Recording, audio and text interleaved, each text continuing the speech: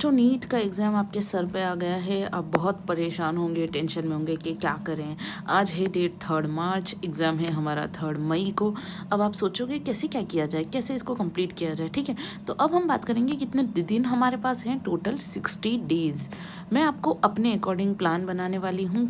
जो बच्चे परेशान हो रहे हैं, पूछ रहे हैं मुझसे क्या किया जाए, ठीक है, तो ये सबको मैं डिस्कस करने वाली हूँ कि नीट 2026 जो लास्ट 60 डेज़ हैं आप क्या कर सकते हो।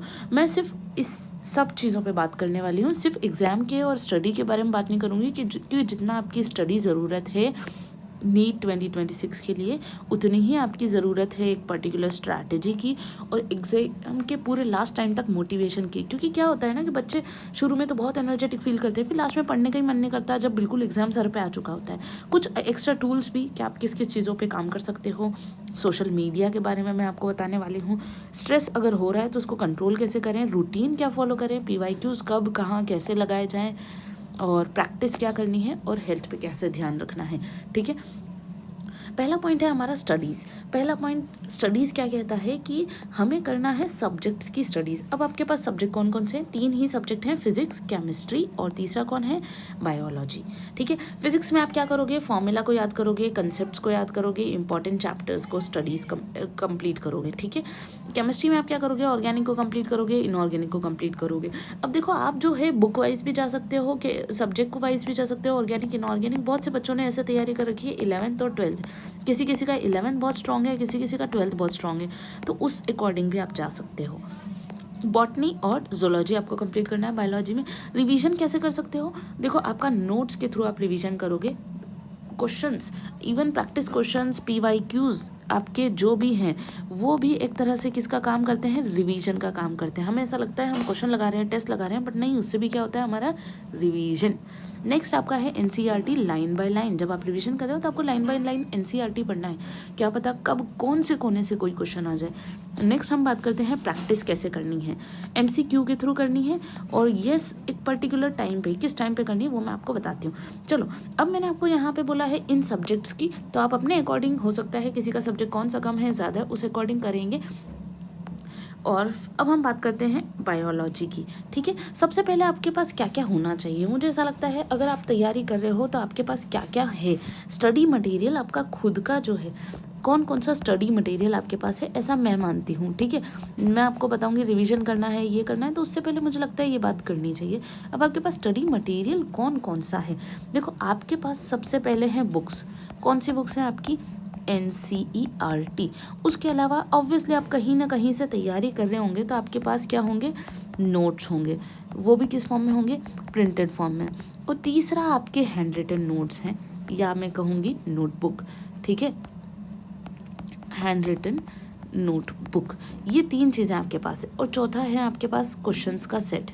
ठीक है, क्वेश्चंस या फिर मैं कहूँगी PYQ, ये सब चीज़ें आपके पास है, ऐसा मैं मान के चल रही हूँ, क्योंकि इसी से आपकी तैयारी होगी। तो ये सारी चीज़ें जो आपके पास है, यही आपकी तैयारी करवाएंगी। अब हम आगे चलते हैं कि रिवीजन के, अब आपको पढ़ाई कैसे करनी है।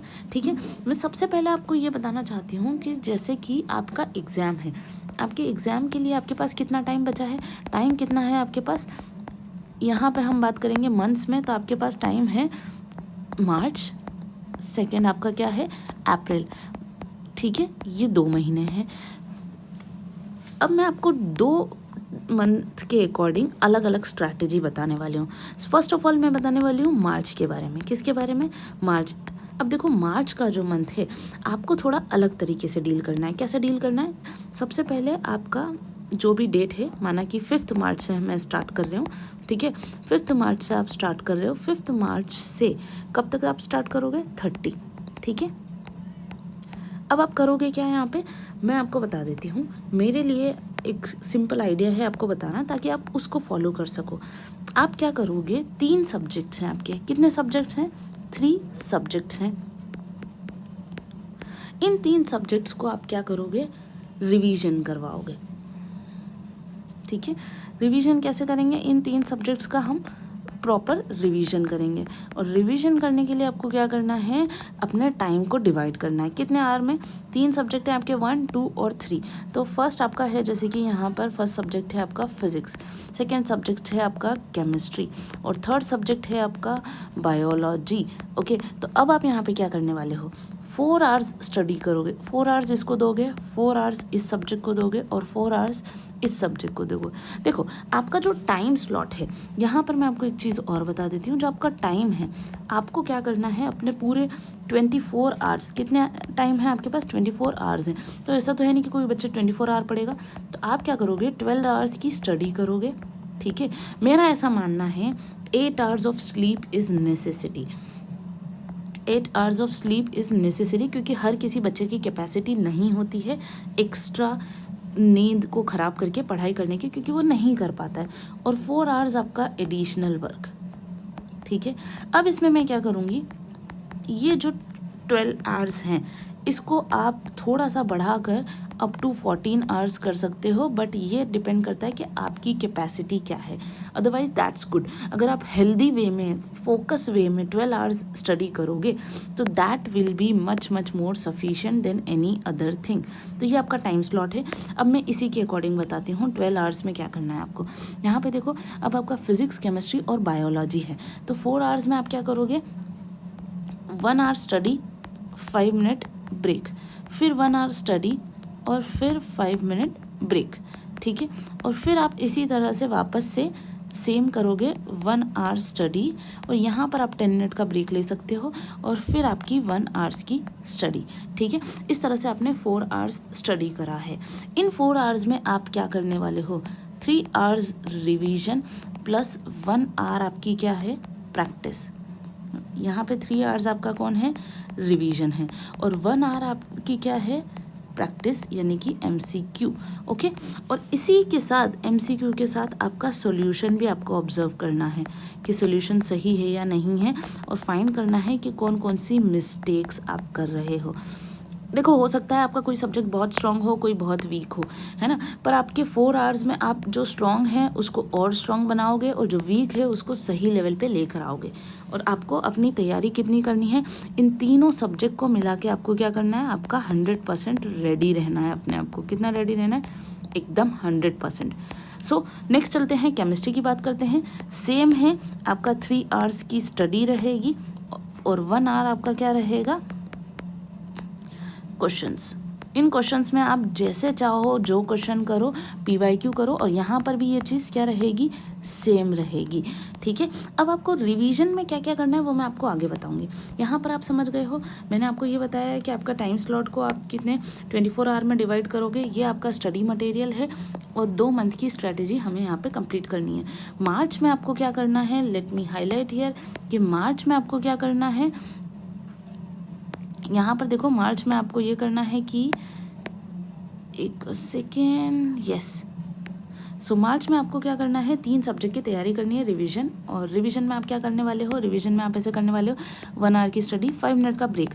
इस 5 मिनट के ब्रेक में, ये जो 5 मिनट का ब्रेक आपको दिया है, ठीक है, ये 5 मिनट ब्रेक में आप क्या करोगे, या फिर ये जो 10 मिनट का ब्रेक है इसमें आप क्या करोगे, सॉन्ग सुन सकते हो, एक सॉन्ग, या जनरल एक सिंपल वॉक कर सकते हो, कुछ ड्रिंक ले सकते हो, वाटर एंड ऑल, या जूस, जो भी आपके पास है। ठीक है, ये काम आप कर सकते हो। So let's move ahead. ये तीनों मैंने आपको बता दिया है, अब मैं आपको आगे बताती हूँ। तो पूरा मार्च आपका ऐसे ही जाएगा। पूरा मार्च कैसे जाएगा, so complete March will be 3 hours of study, 4 hour में आपको स्प्लिट करना है। उसमें 3 आवर स्टडी, 1 आवर क्वेश्चन, फिर 3 hour study, 1 hour question, 3 hour study, 1 hour question. So मैं यहाँ पे आपको मेंशन करती हूँ कि कंप्लीट मार्च आपका कैसे जाने वाला है। कंप्लीट मार्च आपका जाने वाला है 4 आवर स्प्लिट, 4 आवर्स में स्प्लिट होने वाला है, 4 + 4 + 4। और अगर इसको हम जूम करके देखेंगे तो 3 + 1 के सिस्टम से जाएगा। 3 + 1 में आपका क्या है, स्टडी और MCQ कोई से भी हो सकते हैं। ठीक है, अब हम आगे चलते हैं।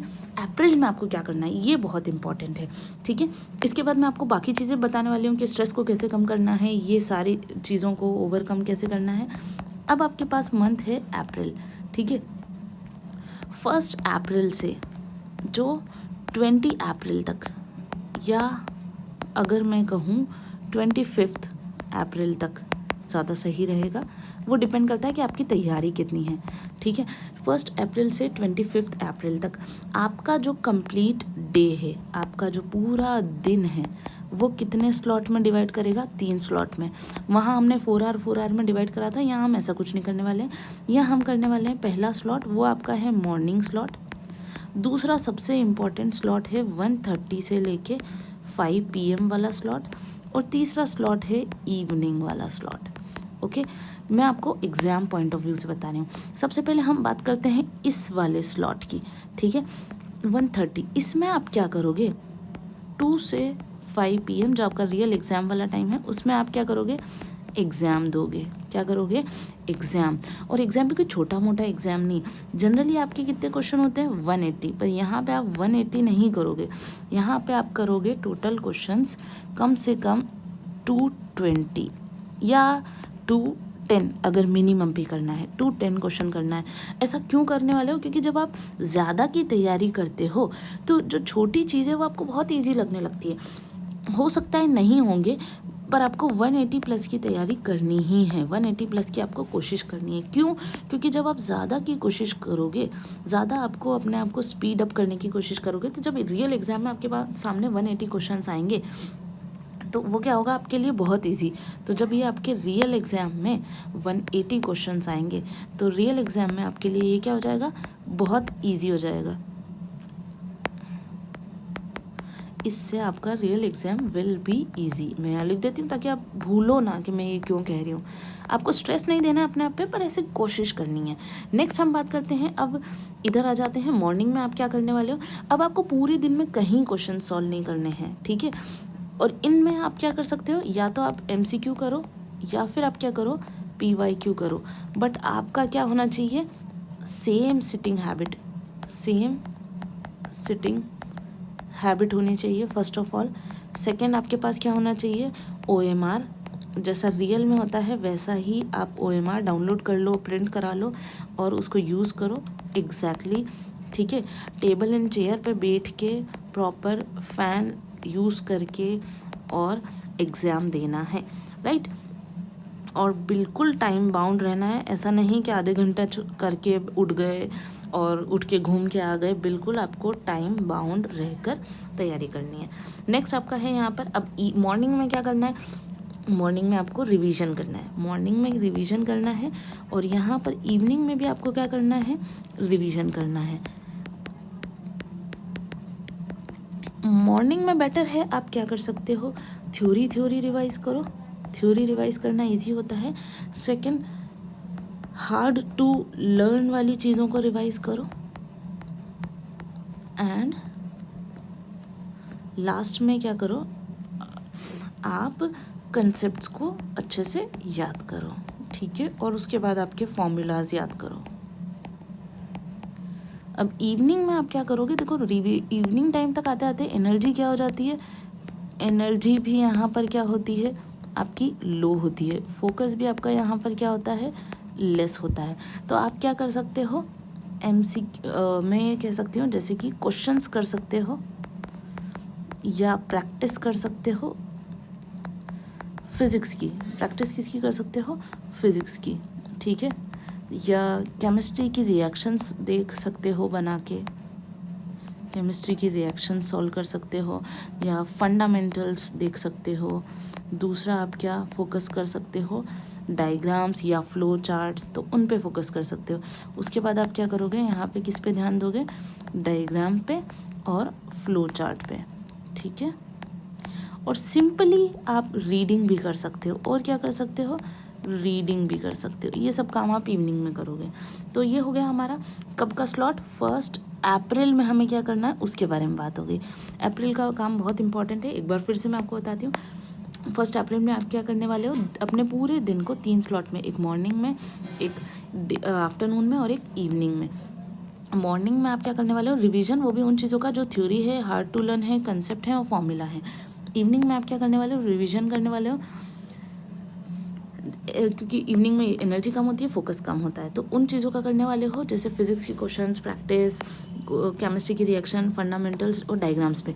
अब सबसे इम्पॉर्टेंट है ये वाला स्लॉट 1:30 से 5 PM वाला, क्योंकि आपको 1:30 पे सिटिंग मिल जाती है, आपको बुकलेट मिल जाती है 1:50 पे, तो 2 से 5 आपका एग्ज़ाम होता है, 180 क्वेश्चंस होते हैं। पर मैं आपको कहूँगी कि आप एकदम रियल सिटिंग हैबिट के साथ, रियल OMR के साथ, टेबल एंड चेयर पे बैठ के प्रॉपर फ़ैन एंड टेम्परेचर को मैनेज करके और टाइम बाउंड वे में या तो MCQ या PYQ सॉल्व करो। वो भी कितने, जनरल आपके आते हैं 180, पर मैं आपको कहूँगी 220 से 210 क्वेश्चन सॉल्व करो, जितना आप पॉसिबल हो ज़्यादा से ज़्यादा करो। क्यों करो?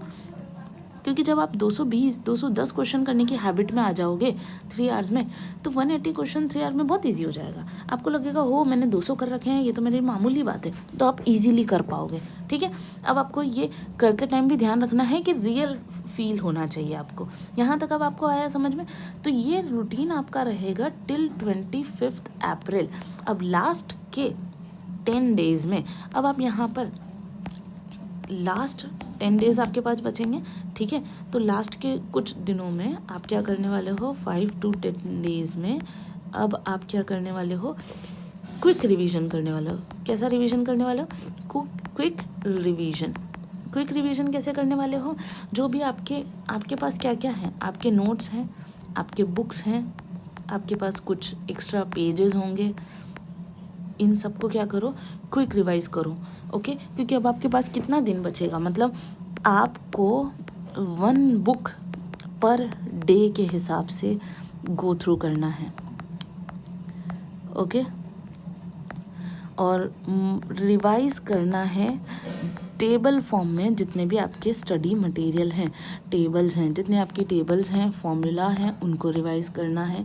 एक बार सारे फ्लो चार्ट आपको वापस से देख लेना है, और उसके साथ आपको डायग्राम्स अगर कहीं हैं वो भी आपको देख लेना है। उसके बाद हम बात करते हैं कि आपको क्या देखना है, आपकी बुक्स को नज़रों से निकाल लेना है।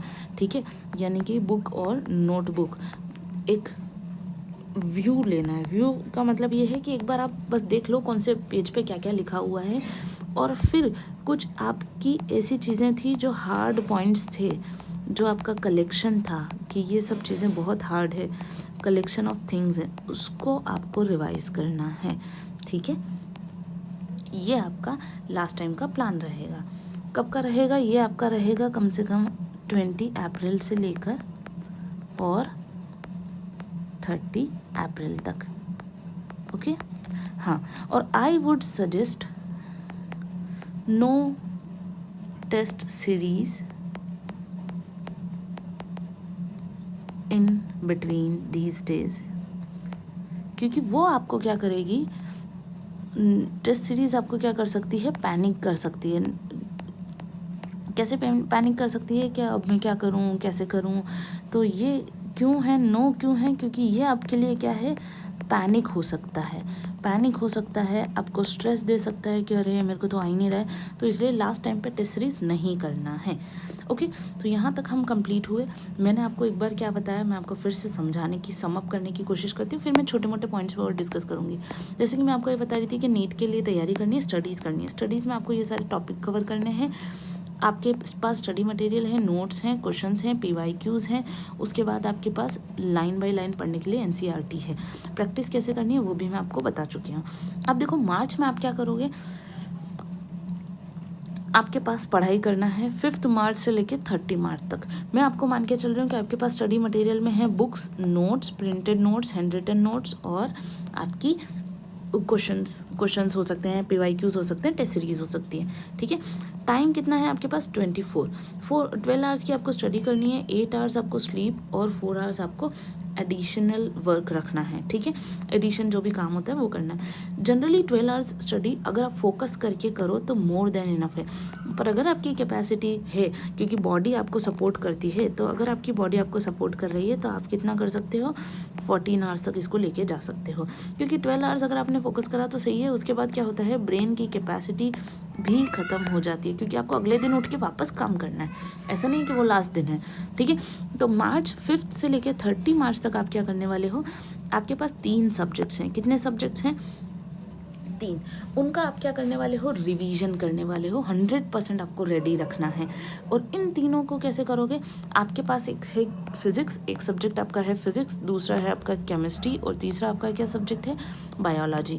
अब आप क्या करने वाले हो, यहाँ पे फिजिक्स केमिस्ट्री बायोलॉजी में 4 आवर्स आपको स्टडी करनी है हर सब्जेक्ट की। 4 आपको स्टडी करने के लिए आप क्या करने वाले हो, यहाँ पर बहुत ईजी है, अपने दिन को 1 आवर फिर 5 मिनट का ब्रेक, 1 आवर फिर 5 मिनट का ब्रेक, 1 आवर फिर 5 मिनट का ब्रेक करके ऐसे करके 3 आवर्स कंप्लीट करने हैं। और ये जो ब्रेक है, ये जो ब्रेक आप निकाल रहे हो, ये इस टाइम में से निकालना है, ओके। तो इस तरह से आपको 4 आवर्स 3 आवर्स का स्टडी करना है, 1 आवर आपको क्या करना है, MCQ और सॉल्यूशंस देखने हैं, क्वेश्चन करने हैं और उसके सॉल्यूशंस देखने हैं। आपको अपनी मिस्टेक्स को एनालिसिस करना है, ठीक है। यहाँ पर फिर क्या है, केमिस्ट्री में भी आपको सेम रूटीन फॉलो करना है, बायोलॉजी में भी सेम रूटीन फॉलो करना है। अब देखो, हो सकता है आप ये सोचोगे कि मेरा तो बायो बहुत अच्छा है तो मुझे 4 आवर्स देने की क्या ज़रूरत है, मेरा केमिस्ट्री बहुत अच्छा है तो मुझे 4 आवर्स देने की क्या ज़रूरत है, ठीक है। मुझे फिजिक्स में ज़्यादा टाइम चाहिए तो मैं इसको 6 घंटे दूँ, नहीं, ऐसा नहीं है। अगर थोड़ा बहुत है तो आप मैनेज कर सकते हो, क्योंकि हर स्टूडेंट की सिचुएशन अलग होती है। पर मैं ये कहूँगी कि अगर आपका बायो बहुत अच्छा है तो 4 आवर्स देखिए, इसको 100% बनाओ, कि मतलब आपके 90 आउट ऑफ 90 क्वेश्चन सही हो जाए, इस तरह का टारगेट बनाओ, ठीक है। तो इस तरह से आपको करना है। अब आप आ गए हो 20 अप्रैल पे, मार्च 30 तक हम यहाँ कर चुके हैं। अब आप आ चुके हो 1 अप्रैल से लेके 20 अप्रैल तक, या फिर हम कहेंगे 25 अप्रैल तक। डे को आपको 3 टाइम में डिवाइड करना है, एक मॉर्निंग का स्लॉट, एक डे स्लॉट और एक इवनिंग स्लॉट। मॉर्निंग स्लॉट में आप क्या करोगे, देखो, रिवीजन करोगे, उन चीज़ों का रिवीजन जो थ्योरी है, लर्न करने में हार्ड हैं और at the same time concepts हैं, फॉर्मूलाज हैं, उनको आप मॉर्निंग में याद करोगे। इवनिंग में आप क्या करोगे, रिवीजन करोगे, जहाँ ऐसे चीज़ों का जिसमें एनर्जी कम चाहिए, क्योंकि इवनिंग में एनर्जी कम होती है, फोकस कम होता है, तो ऐसी चीज़ों का रिवीजन करोगे जिसमें ये कम चाहिए।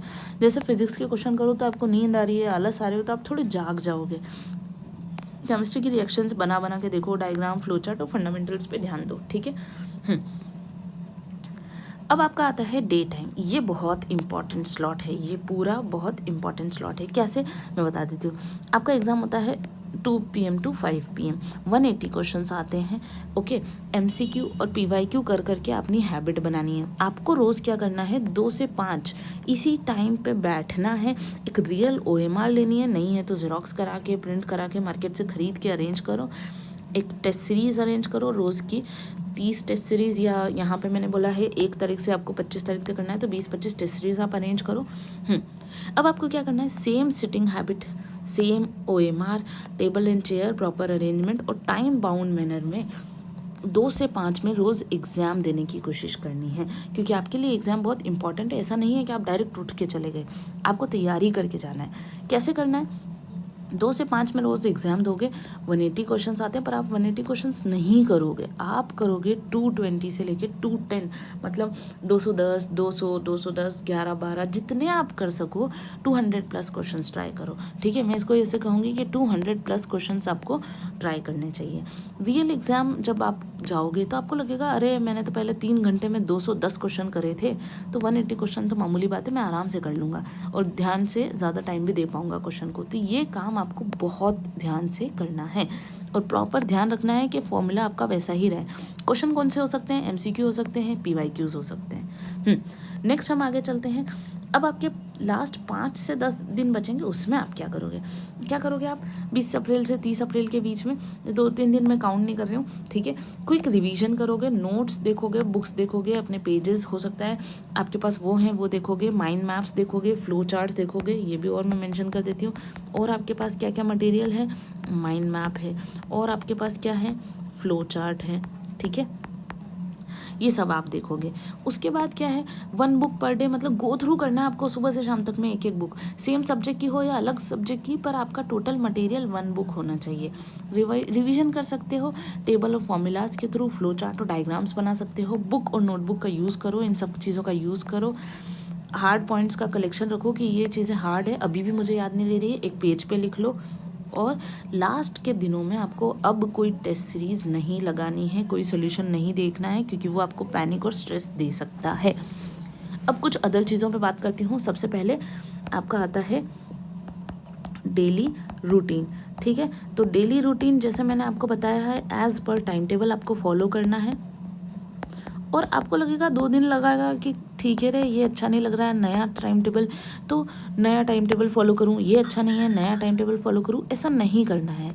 आपको अपने टाइम टेबल पे स्टिक रहना है। ठीक है, स्टिक टू इट। ऐसा नहीं कि 4 दिन ये करा फिर हम नहीं कुछ और करेंगे, 4 दिन ये करा फिर हम कुछ नहीं करेंगे। ठीक है, आपको हो सकता है maybe you are a morning person, मैं आपको ये नहीं कहूँगी कि सुबह 6 बजे उठो 10 बजे सो, ऐसा कुछ नहीं कहूँगी। मे बी हो सकता है आप नाइट पर्सन हो। ठीक है, तो जैसे आप हो वैसा काम करो, पर वो टेस्ट सीरीज़ वाले को प्रॉपरली फॉलो करो। थर्ड, आप क्या करोगे, एक proper sitting area, study area बनाओ। सिटिंग का एरिया बनाओ और स्टडी का एरिया बनाओ। ठीक है, एक्स्ट्रा एक्टिविटीज़ को बंद कर दो। जो भी आपकी एक्स्ट्रा एक्टिविटीज़ होती हैं, एक्स्ट्रा एक्टिविटीज़ को क्या कर दो, स्टॉप कर दो। सारी एक्स्ट्रा एक्टिविटीज़ को स्टॉप कर दो। उसके बाद मोबाइल फ़ोन्स को स्विच ऑफ कर दो। मोबाइल फ़ोन्स को आपको क्या करना है, बैन करना है। ठीक है, उसके बाद डेली रूटीन में आप क्या कर सकते हो, उसके बाद अब आप क्या क्या कर सकते हो मैं आपको बता सकती हूँ। डेली अब आपको क्या क्या करना है, तो डेली अब आपको क्या करना है, 8 आवर्स की आपकी स्लीप टाइम है। 8 hours of sleep you need. Second, you need healthy diet. ठीक है, इतना भी ज़्यादा नहीं खाना है कि नींद आ जाए, इतना भी कम नहीं खाना है कि नींद ही ना आए। उसके अलावा हेल्दी डाइट के बाद क्या करना है, प्रॉपर फूड ऑन टाइम, सही टाइम पे सही फूड लेना है। नेक्स्ट आपका है फ्रेश रहने के लिए अपने आप को हाइड्रेटेड रखना है। हाइड्रेटेड रखने के बाद मोटिवेट करना है अपने आप को, मोटिवेट और एनर्जाइज करना है अपने आप को। अब इसको करने के लिए आप बहुत सारे तरीके यूज़ कर सकते हो। आपका एम्बिशन सोचो, अपने आप को सोचो। दूसरा, अपने पेरेंट्स को देखो, उससे आप मोटिवेट हो सकते हो। तीसरा, अच्छे सॉन्ग सुनो, क्योंकि बहुत से बच्चे सॉन्ग सुनने से मोटिवेट होते हैं, ये आपको करना है। ओके, नेक्स्ट आपको क्या करना है, माइंड में रिवीजन करना है। कैसे रिवीजन करना है, माइंड रिवीजन। चलते फिरते, ब्रश करते करते आपको फॉर्मूला याद करना है, चीज़ें याद करना है, और इससे आपका काम, ये भी आपका पार्ट है एक तरह का। किसका पार्ट है, रिवीजन का। इससे आपका काम बहुत ईजी हो जाएगा। आपको लगेगा मैंने क्या किया, पर really it will be very very helpful for you. Next हम बात करते हैं, और आपको क्या करना है, अपनी पेन पेंसिल सेलेक्ट करना है। वैसे तो आपको इसमें वो है, तो OMR है, पर फिर भी एक पेन फिक्स कर लेना है कि मैं इसी पेन से OMR फिल करूँगा। ठीक है, OMR को चेक करना है कि आप OMR में मिस्टेक तो नहीं कर रहे हो, तो OMR मिस्टेक्स को चेक कर लेना है। ओके, उसके बाद टॉक टू पेरेंट्स। जो भी आपको लग रहा है, जैसा भी लग रहा है, पेरेंट्स से बात करके अपने आप को एम्प्टी रखना है। कैसा रखना है, एम्प्टी। क्यों, क्योंकि कोई नेगेटिव थॉट नहीं आना चाहिए, नो नेगेटिव थॉट। तो उसके लिए आपको क्या करना है, पेरेंट्स से बात करना है। हाँ, no more discussions about studies. ऐसा नहीं है कि आप दुनिया भर का डिस्कशन करो, तेरा कितना हुआ, तेरा कितना हुआ, तो no discussion with friends about syllabus, कि तेरा कितना हुआ, तेरा कितना हुआ, ऐसा कुछ नहीं। हो सकता है कुछ आपने पढ़ा हो, उसने ना पढ़ा हो, कुछ उसने पढ़ा हो, आपने ना पढ़ा हो, तो ये सब नहीं करना है। ठीक है, ये आपको नहीं करना है। और मैं तो आपको कहूँगी, revise by books, not revise by notebook, not by video. ये मेरा एक पर्सनल सजेशन है कि रिवाइज करना है by notebook, not by video. और उसके अलावा फिर आपको क्या करना है,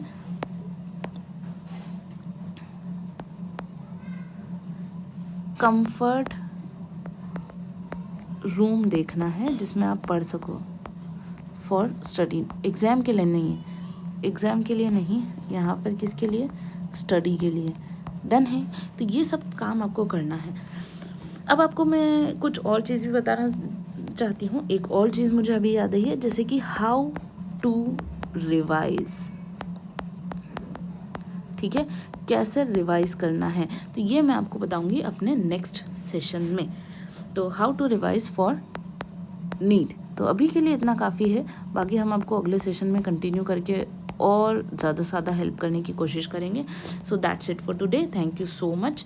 एक बार याद रखो इन सब चीज़ों को कि आपको ये कैसे कंप्लीट करना है। So this is all about the NEET last 60 days strategies, don't forget to all these things, ठीक है। अपने आप को मोटिवेटेड रखो, हेल्दी रखो, इन सब चीज़ों को फॉलो करो, इस टाइम टेबल को मेंटेन करो। आई विश कि आपके लिए हेल्पफुल होगा। That's it for today.